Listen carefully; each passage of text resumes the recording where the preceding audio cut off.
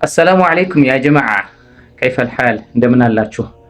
ለየት ባለ መልእክት ነው የመጣሁት ዛሬ በአዲሱ ዩቲዩብ ቻናላችን ቁርአን የሚነግረንን ታሪክ ከመጀመሪያው ጀምሮ ከተለያዩ ክቱቦች ከተለያዩ ተፍሲሮች በማውጣጣት ሳይረዝምም ሳያጥርም ወደ እናንተ የሰራነው ቪዲዮ አለ።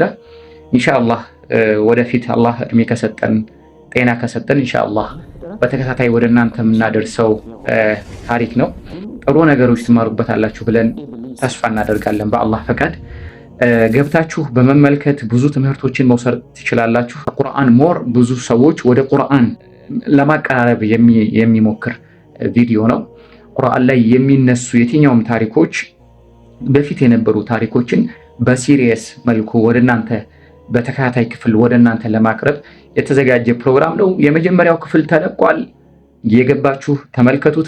ወለቀድ ኸለቅነል ኢንሳነ ሚን ሰልሳሊን ሚን ሐመኢን መስኑን።